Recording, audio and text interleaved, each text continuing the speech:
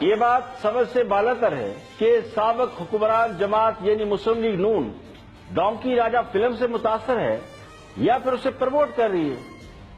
لیگی اراکین تو لوگوں کو ڈونکی راجہ فلم مفت دکھانے کی آفر کرتے پھر رہے ہیں، جبکہ حکمران جماعت اس کا ذکر سننا بھی پسند نہیں کرتی۔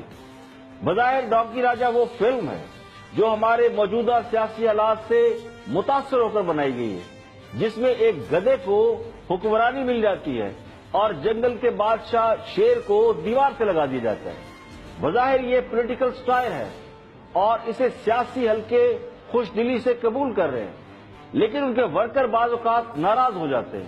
انہیں لگتا ہے کہ یہ فلم انہیں چڑھانے یا ان کے جذبات کو سلگانے کے لیے بنائی گئی ہے۔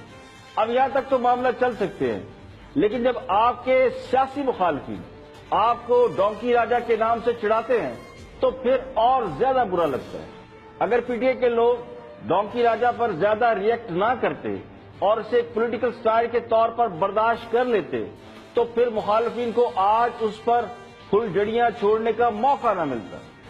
بے شک فلم موجودہ حالات سے ملتی جلتی ہے اور اس کے بعد کردار بھی، لیکن اسے انٹرٹینمنٹ یا پولیٹیکل سٹائل کے طور پر ہی دیکھا جانا چاہیے۔